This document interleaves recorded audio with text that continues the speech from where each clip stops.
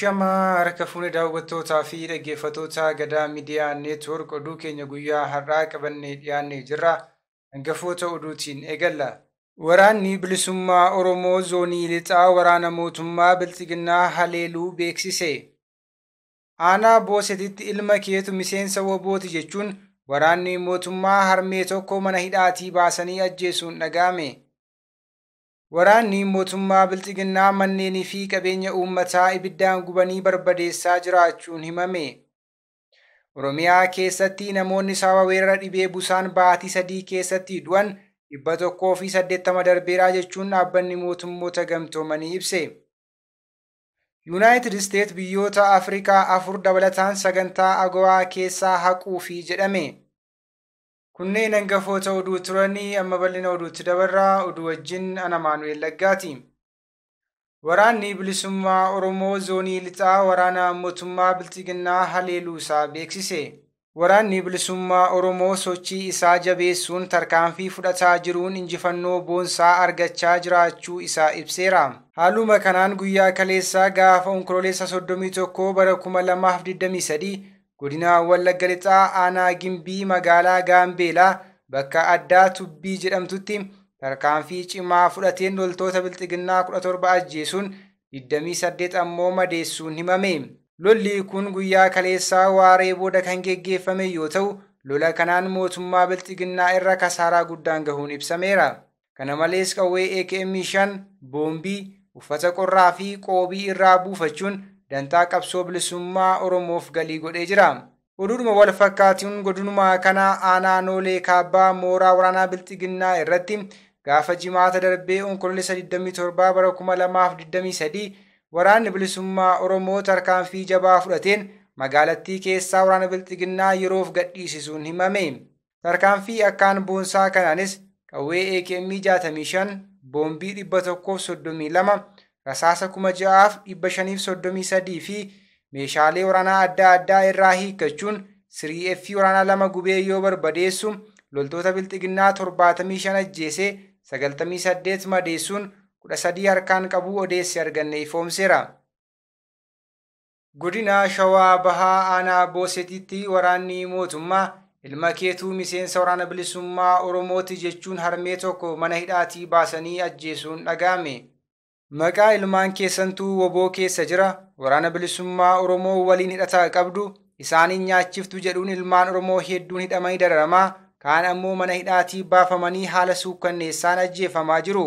Haaluma kanaan gaafa onkololeessa 30 bara 2023 godina Shawaa Bahaa aanaa Boosetitti waraanni Bilxiginnaa maqaa ilma keetu miseensa waraana bilisummaa Oromooti jedhuun harmee tokko mana hidhaatii baasuun ajjeesaniiru. Harmeen waraana mootummaatiin ajjeefaman kun aadde Kulanii kan jedhaman ta'uu maddeen keenya himaniiru. Kana malees namoota 2 maqaan isaanii Gadaa Godaanaa fi Boruu Baqqalaa jedhaman guyyaa kana iddoo wal fakkaataatti ajjeesaniiru. Isaan faana kan rasaasaan rukutamee ture namni Tufaa Eda'oo jedhamu lubbuun hafuutu himame. Ajjeechaa kana kan raawwate miseensota raayyaa ittisa biyyaa Itoophiyaa akka ta'e odeeffannoon maddeen keenya irraa nu qaqqabee ni addeessa. Waraanni mootummaa Bilxiginnaa manneenii fi qabeenyaa uummataa ibiddaan gubuun barbadeessaa jiraachuun himame.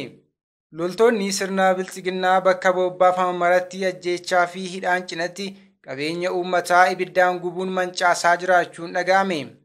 Akka kanaan godina Baalee Lixaa aanaa Diinshoo ganda Ayiddaa bakka addaa Wargooluu jedhamu keessatti dheengaddaa gaafa onkololeessa 30 bara 2023 manneen qonnaan bultootaa baay'inni isaa 85 ta'u naasuu tokko malee gubanii barbadeessuun hoolota hawaasaa baay'inni 68 ta'u galaana guutee jirutti naquun akka nyaachisan himameera. Namoota horiin isaanii jalaa nyaatamte keessaa kan maqaa arganne Huseen Xayirii fi Yusuuf Xayir kanneen jedhaman yoo ta'u, gocha mancaatii manneenii fi saamichaa kana kan qindeessaa turan ammoo namoota Kamaal Yusuufii fi Jamaal Huseen jedhaman akka ta'e maddeen keenya himaniiru. Naannoo Oromiyaa keessatti namoonni sababa weerara dhibee busaatiin baatii 3 darban keessatti du'an 180 ol darbuu dhaabbanni mootummoota gamtoomanii ibse. Oomishni waqtii arfaasaa bara 2015 akka lakkoofsa Itoophiyaatti gadi bu'uun wal qabatee aanaalee Oromiyaa 50 keessatti hir'inni midhaan nyaataa mudachuu fi namoonni 774 ol dhibee busaatiin qabaman keessaa lubbuun namoota 180 ol darbu dhaabbata mootummoota gamtoomanitti qindeessaan gargaarsa namoomaa UNOChaan beeksise.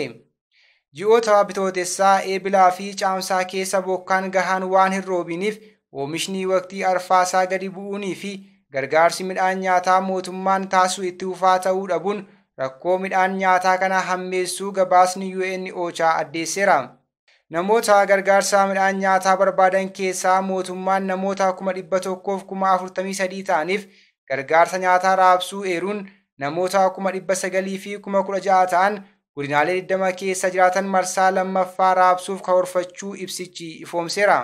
Haa ta'u malee hir'inni midhaan nyaataa fi rakkoo nyaataa dabalataa irraa kan ka'e dhibeen hir'inaa midhaan nyaataan wal qabatu dhibbeentaa 86.7 gaheera.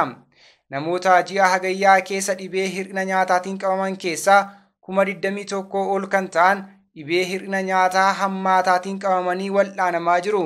Kana malees dhibeen akka koleeraa fi busaan naannolee biyyattii garaagaraa keessatti mudachuun ibsi OCHA kun himeera. Naannoo Oromiyaatti namoonni 700,000 fi 74,000 ji'oota waxabajjii hanga fulbaanaa gidduutti dhibee busaatiin qabaman keessaa lubbuun namoota 180 darbeera. Akka gabaasa OCHAatti godina Wallagga Lixaa keessatti namoonni 100,000 fi 20,000 ol ta'an ji'oota adoolessaa hanga fulbaanaa gidduutti dhibee kanaan faalamaniiru. Sababa rakkoo nageenyaatiin hir'inni dhiyeessii qorichaa fi hojii dhaabuu buufataalee fayyaatiin wal qabatee wal'aansii fayyaa kan hin argamne ta'uus ibse. Dhaabbileen gargaarsa namoomaa iddoo hundatti keemikaala biifuuf sodaa nageenyaa kan qaban ta'ullee ibsameera. Yuunaayitid Isteet biyyoota Afrikaa 4 dabalataan sagantaa AGOA keessaa haquufi jedhame. Pirezidaantiin Yuunaayitid Isteet Joo Baayiden biyyoota Afrikaa 4 sagantaa daldalaa qaraxarraa bilisaa AGOA keessaa baasuuf karoora qaban ifa godhan. Biyyoonni sagantaa daldalaa AGOA keessaa baafamuuf jiran kunneenis Ugaandaa, Gaaboon, Niijerii fi Rippaabilika Afrikaa Giddu Galeessaati. Sababa biyyoonni kunneen sagantaa daldalaa kana keessaa baafamaniif yoo ibsan, biyyoonni kunneen sarbama mirga namoomaa cimaa keessatti hirmaataniiru yookiin ammoo bulchiinsa diimokiraasiitti cehuuf jijjiirama hin agarsiifne kan jedhudha. Ameerikaan sagantaa misoomaa fi carraa Afrikaa AGOA jedhu kan hojiirra oolchite bara barkumeetti ture. Sagantaan kun biyyoonni Afrikaa Saharaa gadii meeshaalee 1,800 ta'an qaraxarraa bilisaan gara Ameerikaatti akka gurgurataniif carraa kan kennudha. Itoophiyaan sagantaa daldalaa kanarraa yeroo dheeraaf fayyadamaa kan turte ta'us waraana kaabaa Itoophiyaatti geggeeffamee wal qabate sarbama mirga namoomaa cimaa raawwatteetti jedhamuun sagantaa AGOA kana keessaa baafamtee jirti. Niijerii fi Gaaboon ammoo barana fonqolcha geggeessuun humna waraanaa bulaa jiraachuu isaanii AGOA keessaa akka bahaniif sababa ta'uu kaasan Baayiden. Gama biraan ammoo Ugaandaa fi Riippaabilikii Afrikaa Giddu Galeessaa ammoo mirgoota dhala namaa addunyaa waan cabsaniif faayidaa daldalaa kana keessaa akka baafaman ibsan pirezidaantiin Yuunaayitid Isteet. Ugaandaan seera jaallattoota saara wal fakkaataa yakka taasisu raggaasisuu isheen wal qabate Yuunaayitid Isteet ji'a caamsaa keessa Ugaandaan AGOA keessaa baasuu akka dandeessu himtee turte. Yuunaayitid Isteetii fi Riippaabilika Afrikaa Giddu Galaa, Gaaboon, Ugaandaa fi Niijer wajjin deddeebiin mariin geggeeffamaa turus biyyoonni kun carraa AGOAatti fayyadamuuf ulaagaalee isaan irraa eegamu guutuuratti yaaddoo Ameerikaan qabdu guutuu hin dandeenye jedhan Baayiden xalayaa dubbii himaa mana maree Yuunaayitid Isteetiif erganiin. Murtee Yuunaayitid Isteet fudhatte kanarratti biyyoonni lamaanuu haga ammaa deebii hin laanne. Gama biroon Yuunaayitid Isteet biyyoota Afrikaa 4 sagantaa AGOA keessaa baasuun ishee fooramii AGOA Afrikaan kibbaa qopheessuuf jirtu torbee tokko durseeti. Ragaaleen akka agarsiisanitti Ugaandaan bara darbe meeshaalee doolaara miliyoona 174tti dhiyaatu gabaa Yuunaayitid Isteetitti erguun sagantaa AGOA irraa fayyadamteetti. Kaampaaniiwwan Ameerikaa oomishaalee teekstaayilii Ugaandaa irraa fudhachuu akka dhaaban ji'a darbe pirezidaantiin Ugaandaa Yuheerii Muuzeveenii dubbatanii turan. Kunis seera jaallattoota saala wal fakkaataa yakkamaa taasisu raggaasisuu isaaniitiin akka ta'e ibsan. Biyyoonni Afrikaa kanneen akka Burkiinaa Faasoo, Maalii fi Giinii faas fonqolcha mootummaa geggeessuun waraanaan buluu isaaniif duraanuu AGOA keessaa baafamaniiru. Egaan kabajamtoota daawwattootaa fi dhaggeeffattoota Gadaa Miidiyaa Neetwoork oduu fi odeeffannoo dabalatee qophiilee Gadaa Miidiyaa Neetwoork kanneen biroo karaa toora YouTube chaanaalii Gadaa Miidiyaa Neetwoork subscribe like gochuun nu hordofuu hin dagatinaa jecha oduun guyyaa har'aaf qabadhee dhiyaadhee kana fakkaata ture ana wajjin sa'aatii oduutti walitti deebina. Hangasittuu qophiilee Gadaa Miidiyaa Neetwoork kanneen biroo wajjin turtii gaarii.